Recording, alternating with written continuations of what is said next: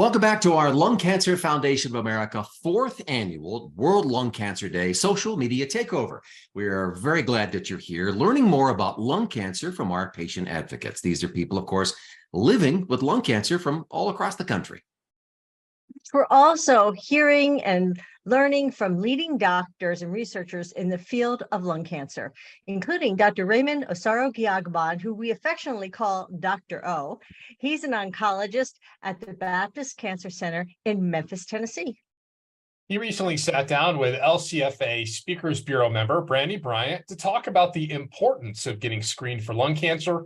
Dr. O has some great advice for us all.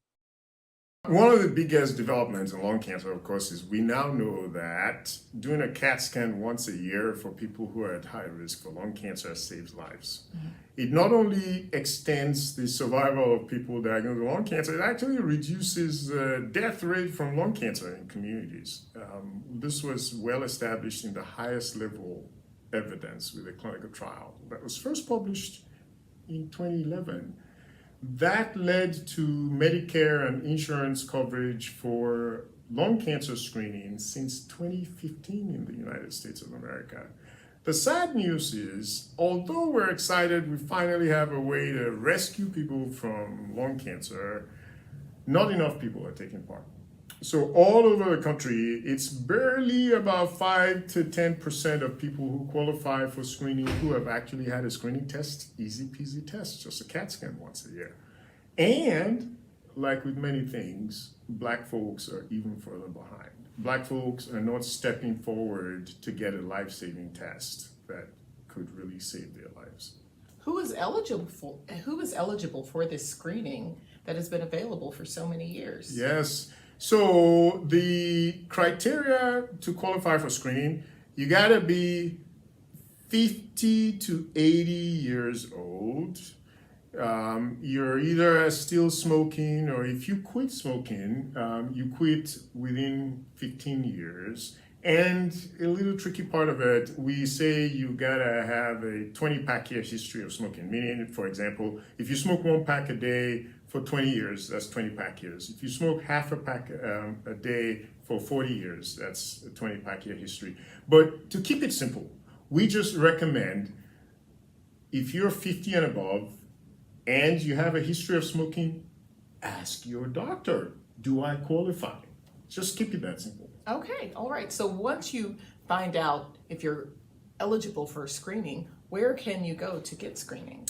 Yes, so there are several things that we ask for. We want the screening tests to be done at centers that know how to handle this. So my recommendation is talk to your primary care doctor. Do I qualify for screening? And if I do, where should I go to be screened? Your doctor should be able to give you good advice. Now, if your doctor does not give you any advice, you can actually look this up yourself. You can Google lung cancer screening sites near me, and you will find that information. That is fantastic information. And here is a big question, and I know many people may have. Who pays for this? That's one of the really cool things. So with the Affordable Care Act, one of the key points is that any proven screening test can be done with no cost to the insured person. So no copays. So lung cancer screening should not require you to make a copay if you have any type of health insurance. That was great advice from Dr. O. We should all remember what he said. Later on this World Lung Cancer Day, we're going to hear from Dr. O again, and it's going to be about important questions you should ask your doctor. You can join us live throughout the day for enlightening conversations with patient advocates and lung cancer doctors on Facebook, Instagram, Twitter, and Threads. Yeah, it's a great opportunity to learn more about how research really makes it possible for so many people to be living with lung cancer, doing what they love with their families and their friends. So make sure to like, follow, and comment today. And remember, anytime you have a lung cancer question, simply go to LCF America.